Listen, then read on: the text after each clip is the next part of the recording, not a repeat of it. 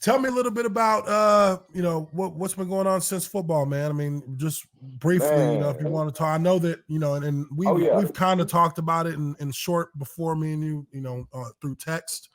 But I had a couple of my former teammates on the podcast before, and it's always a discussion that comes up, man. Just the kind of the state of players post football because of just dealing with a lot of the issues that really kind of pertain back to the sport. And a lot of people who are on know what I'm talking about. I'm talking about just the situation with CTE, and Eben Britton, who was he was our right tackle with me in Jacksonville. Then he went on and played with Chicago. Me and him have had a couple of deep conversations about it, because at the end of the day, we all have kind of faced similar situations from a mental standpoint, from an emotional standpoint, and there's almost, it feels like a lack of awareness out there amongst the general population and amongst, and I wouldn't even say amongst, people in our industry, because everybody knows about it, but just nobody wants to really talk about it. They don't want to talk about it. And me and Eben, we've talked about it, and we've we had similar experiences dealing with things like depression, dealing with anxiety, dealing with dealing with relationships. Like, it's hard to really deal with people sometimes, and and I know that you had a very a public kind of outreaching because of dealing with those issues. And I mean, that's really the first time when I saw your tweets that you put out. I mean, it hit me, because I was like, man, this is exactly what me and Eben talked about. Like, guys, we feel a certain way, and we don't, and it's hard to really explain it to people, because only we really understand it. Yeah, you can't even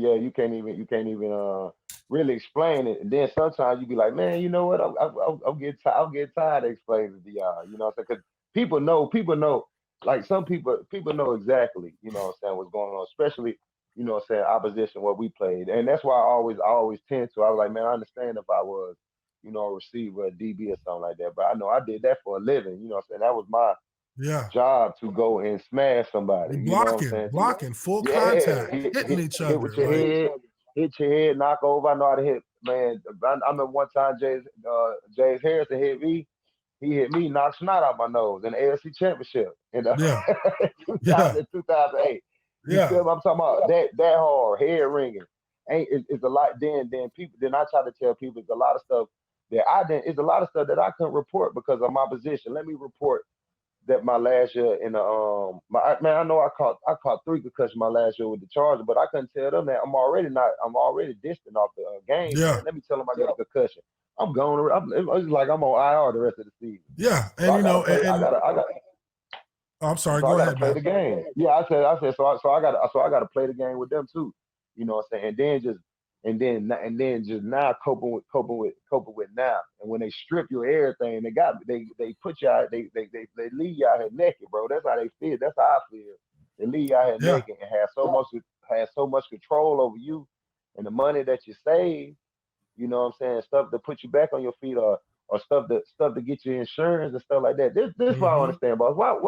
Let me ask you this: why don't we have lifetime healthcare, bro? Insurance, knowing that this game is like this. They strip us of our insurance, boss. 5 years. You just lost yours, right? Because I lost mine. I lost mine last year too. Yep. Just lost my. And then they sent a packet and tell you, oh, sign up for this. Sign up for Cobra. Got a deadline to sign up for Cobra. You got a deadline. Don't sign up for this.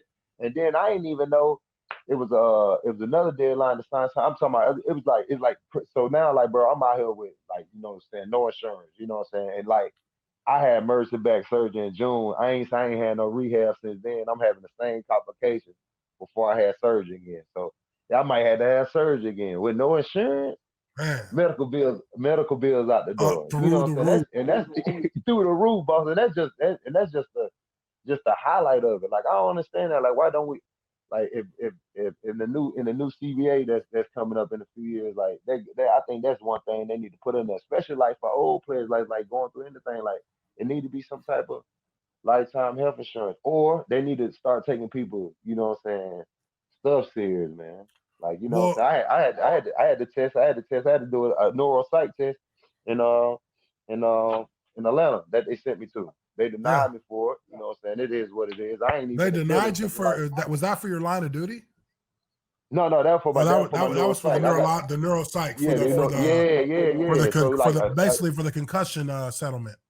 Yeah. So they like you got to tell like y'all send me to those two doctors, and the first thing that on my report, dude said he cried the entire time. Boom, depression. But I ain't depressed though. No, hey man, it's real, man. Like Come on, it's uh, real, man.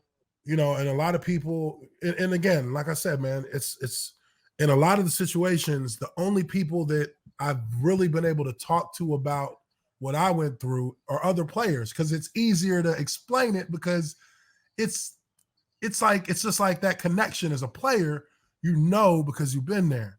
Now for Yep. me, I had one official concussion, and that was in my 6th year against the Patriots. I knew I had a concussion, and they pulled me out the game. And Yeah. but the thing about it is that the big concussions that's not even what does the damage. It's Yes, the sir. routine. It's the day after Yeah. day, practice after practice, just the sub concussion impacts, which are impacts that are, just like getting your bell rung or just like, you know, hitting face to face, meeting in the hole on a pull or reach blocking or anything like that, where your head makes contact. We're running, we're players that are trained to have anabolic explosion. Like we have that short range explosion, 5 to 10 yards of full speed contact. And Boom. that's 60 times a game.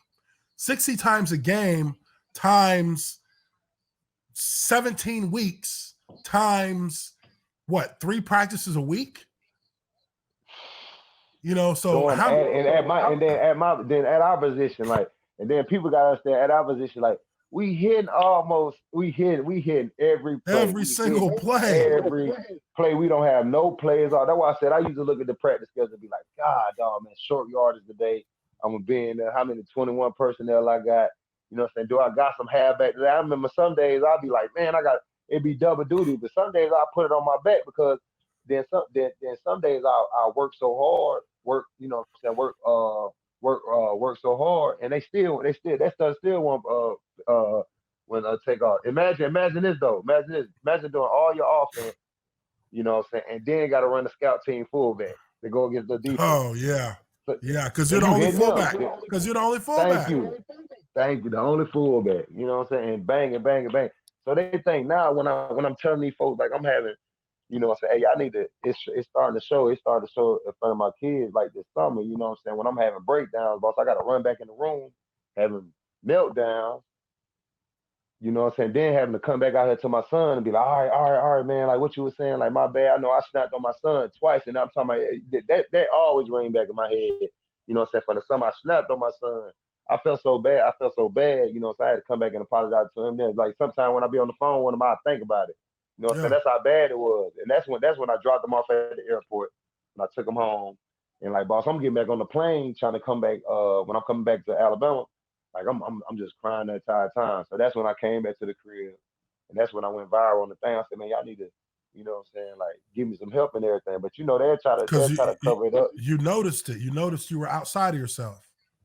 Like it Yeah, was a man. Like different kind of like, it's like your personality kind of shifts, and like yeah, you have that kind of quick trigger that you never really had You know, you didn't notice it as a player because you were never in any environment that was really our environment, the level of stress that we deal with as players, we're used to that. So it's just more of a step up and perform. But when you're faced with the level of stress in a different kind of environment, which is, family life, dealing with day-to-day. Psychological. Yeah, the day-to-day, boss. You hit it right there. Just dealing with the day-to-day and trying to, and then feel like, and then knowing that, like, people are blowing smoke up your tail. They're not, Yeah. you know what I'm saying, being trustworthy. The people that, you know what I'm saying, run the PA, they'll blow smoke up and claim like they helping. They gotta be real. The NFLPA is useless. Is that a real union? Is that like, I understand, like, if that's a real union, they still getting paid for the league. How is that a real union? Explain that. I got so many questions, boss. No, I mean, you're right, dude. You're right. And me and Eben Britton, we had the same conversation about the NFLPA. The NFLPA does not look after players in the way that they would like you to think they do. And the thing about it is that, okay, I mean, there's so many sides to talk about it from. One side is I'm talking about so many. That's why people, I wish that, and then people that's tuned in and listening, I wish people could really like really understand it, like, where we coming from, because they are running. They have one of the best schemes in America going on. It is a Ponzi scheme. It is a Ponzi scheme going on, bro. They got with the one NFLPA. Do you know how much money they have of all of the players? They have all the players in the NFL. They have, like, for instance, with me, they have about $2 million of my money. $2 million. That's boss, like they mine too. That's why I said I cannot walk into the Ravens facility right now or the Chargers facility and do anything in that facility. Or the NFL offices, but y'all got so much control over us. You know what I'm saying? Like, what we doing, and we can sit out here and really be on brink, bro, of having talking about, to a point with me. Example for me, to the point with me when I was in Atlanta before I had to move back, boss. I had to sell, boss, pretty much my entire wardrobe, all of my shoes, boss. I had to sell my truck, man. My mom husband had to come over to Atlanta and pick me up, bro, and pick me up and bring me back to the crib, boss. And I've been you know what I'm saying, I've been in this state, you know what I'm saying, for a year and a half now. Yeah. You know what I'm saying? You think that the league care, but then I'm telling them, hey, I'm going through brain. So, all right, we go use your EAP coverage, go see a counselor. I'm in 12 sessions with her. She already looked. This she told me last time. She said, hey, before you come back and see me, you need to see a psychiatrist so you can get on some meds, because you can't even get through the session. You know what I'm saying? You got 2 minutes. She said, I think you bipolar. She'd have said that 6 weeks in a row. But look, boss, look. She said, go see a psychiatrist. I said, dang, how am I see a psychiatrist? I ain't got no insurance. Yeah. You know what I'm saying? That's the truth, though. How am I see a psychiatrist? I go see insurance.